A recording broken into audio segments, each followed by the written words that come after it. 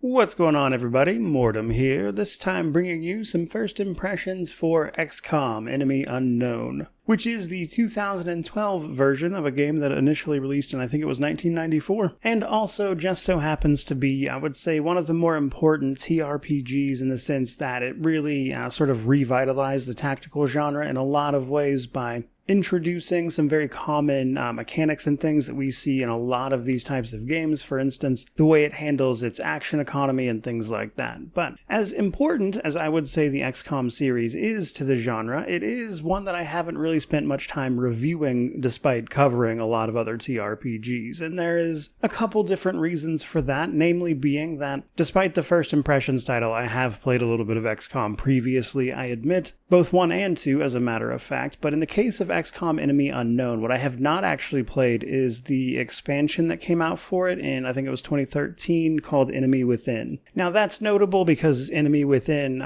significantly changes a lot of the campaign and things like that, adding on to pretty much everything it does. So there will eventually be some things as part of the review I make for this that I have not actually seen before, which was enough to justify the first impressions for me, I guess, but be upset about the title if you want, I suppose. In any event, the kind of interesting thing about going back and playing things like Enemy Unknown or just XCOM 2 really is that because so much of the genre has kind of built off of what these games really started with, they will almost certainly feel pretty familiar to you. But before we talk about it too deeply, a couple things I wanted to mention.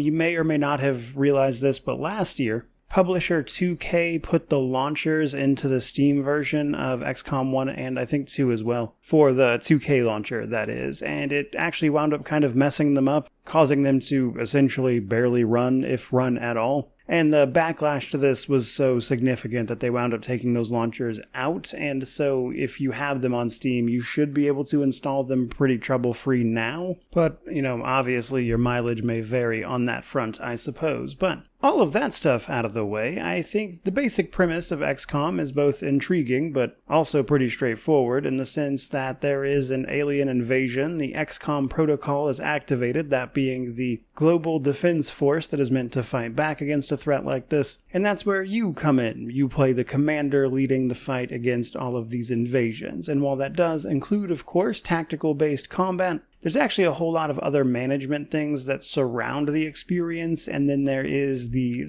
sort of AI driving the aliens as well, as they will advance and evolve alongside you, so to speak. And that, combined with a whole host of other variable factors, makes for a pretty replayable campaign mode, and that's to say nothing of the game's multiplayer aspect. Now, it is important to mention that like many of these games, there is a bit of a soft timer in place. Based on the missions you do or the abductions you stop, that kind of thing, it will potentially increase or decrease the panic level for a given area. The more the global panic rises, the less time you have to essentially solve this crisis and track down the main story. The catch is you have to get caught up via things like research on what the aliens are doing, trying to figure out all of the technology they have at play while also building out your base and managing your troops, so there's honestly a fair bit going on. But I think one of the things that makes even just the original here really interesting is that none of that stuff is so complicated as to be unapproachable even for somebody who is relatively new to the genre. So to take the base building as an example, first you have to excavate and actually make spaces where you could build different modules for your base. And that'll take a few days, but then when you go to build, it's usually just things like money and then maybe engineers or researchers being required to actually build the thing, which are a relatively simple resource given as rewards for your war efforts when you do missions for various members of the global council that make up the XCOM Council. And then you'll use those same researchers and engineers and things often to staff your various projects based on the minimums that you actually have, which is how you're going to do things like perform research and develop all the upgrades that you can take into combat itself. And while that's a little on the simplistic side, because there's also the satellite system where you have to set up essentially like a global surveillance system that's going to allow you to keep track of alien movements and intercept their UFOs and things to prevent various missions and stuff from taking place. place, you can get a handle on the situation, and you do have to manage your monthly income as a result, which is often, in fact, based on both the missions you do and the surveillance system that you've got set up as you get paid per satellite, more or less. But covering each sort of global area in the proper identification networks also can potentially lead you to bonuses for that continent, which can then, of course, help with all your different research projects. And while some of that may sound a little complicated, it's honestly extremely straightforward. But realistically, where XCOM shines across the board is its tactical gameplay, both in the sort of easy to understand simplicity of their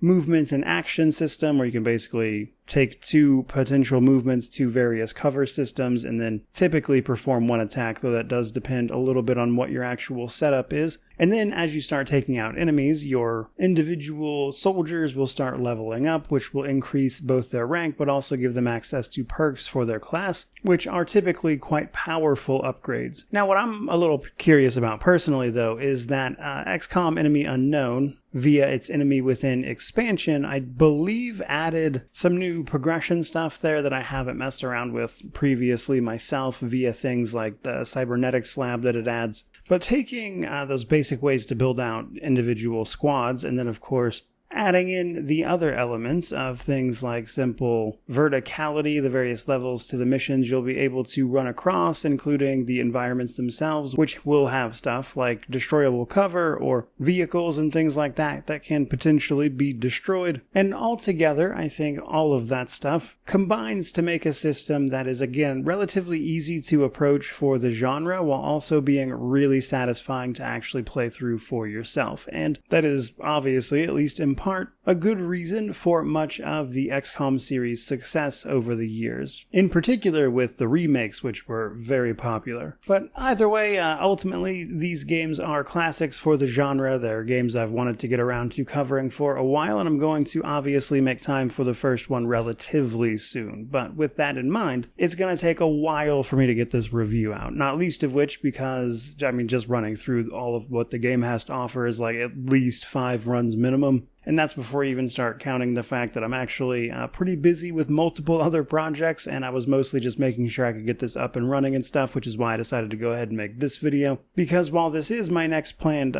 previously released game review, there's probably going to be at least like 4 other new game releases in between when I actually have time to sit down and dedicate time to knocking this out fully. But what's more, there's actually some annoying multiplayer achievements for this as well, so I don't know exactly how that's going to go.